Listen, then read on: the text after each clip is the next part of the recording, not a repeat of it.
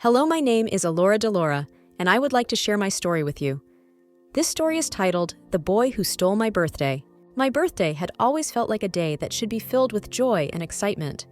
Yet, every year since first grade, it seemed my special day was overshadowed by one person, Jamie Parker. The fact that we shared the same birthday, November 10th, only made things worse. You see, Jamie was the golden boy, a star athlete, top of his class, and liked by everyone. Meanwhile, I was, just average. No matter what, Jamie always seemed to steal my spotlight, and I was growing tired of it. Over the years, my annoyance turned into genuine dislike, especially as I misread Jamie's intentions. On one school field trip, while crossing the street, Jamie pushed me out of the way of an oncoming car. At the time, I didn't even see the car, and instead, I ended up falling into a puddle. As I sat wet and embarrassed, crying on the side of the road, the teachers praised Jamie for his heroic act without explaining what had happened. However, they did console me and help me up, but Jamie said nothing, leaving me even more resentful. My disdain for Jamie deepened after another incident involving my best friend, Lydia. During a school assembly, Jamie called Lydia a fake friend, saying no one, including myself, really did like her. To make matters worse, Lydia believed him.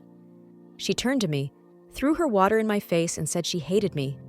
I was shocked, so yes, I blamed Jamie when Lydia ended our friendship. What I didn't know was that Lydia had been secretly spreading rumors about me. That snake! Jamie had only been trying to expose the truth, but I saw it as yet another instance of him ruining my life. The final straw came when Jamie got into a fight with Alex, my dream guy. I've had a crush on Alex for forever. This fight with Jamie resulted in Alex's expulsion. I was furious, thinking Jamie had acted out of spite. In reality, Jamie had discovered that Alex and Lydia were plotting to humiliate me as revenge. Jamie's intervention stopped the plan, but I had no idea and grew more determined to confront him. So I decided I would finally put Jamie in his place and tell him how much I despised him. The next day, I marched into school, ready to confront Jamie, only to find that he wasn't there. Days turned into weeks, and still, there was no sign of him. At first, I was thrilled, enjoying the thought of a life where Jamie no longer overshadowed me. But soon, I noticed something strange. The other students started treating me differently. They were colder, more distant. No one wanted to sit with me at lunch or partner with me for assignments. Confused and hurt, I couldn't understand why everything was suddenly going wrong. Rumors started buzzing around school, and one day, I overheard Jamie's name. The whispers grew louder until Miss Margaret, our teacher, addressed the class with tears in her eyes. Jamie had lost his battle with leukemia and passed away. The class was stunned into silence before breaking down into sobs, but I was torn.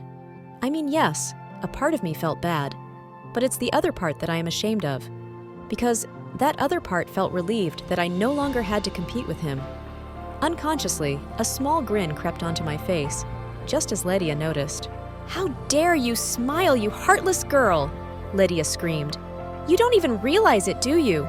Jamie was the reason anyone tolerated you.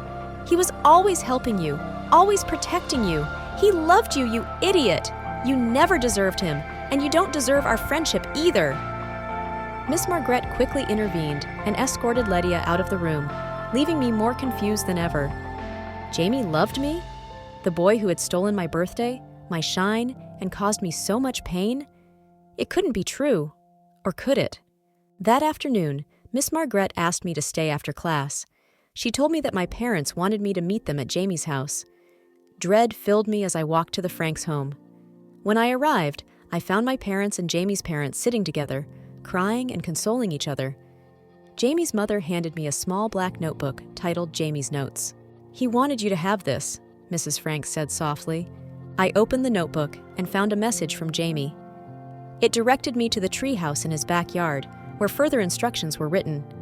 Trembling, I climbed up into the treehouse, where I uncovered a world I never knew existed. The notebook was filled with letters, sketches, and notes about all the ways Jamie had quietly watched over me. Every act of heroism that I had misinterpreted was explained, and each page revealed the depth of his feelings for me. Jamie's final words expressed his love and regret that I never got to see the real him. My heart shattered. The boy I thought was my nemesis was actually my hero all along. In that moment, the rivalry that had defined so much of my life transformed into a bittersweet understanding. Jamie had stolen my birthday, but now he had also stolen my heart.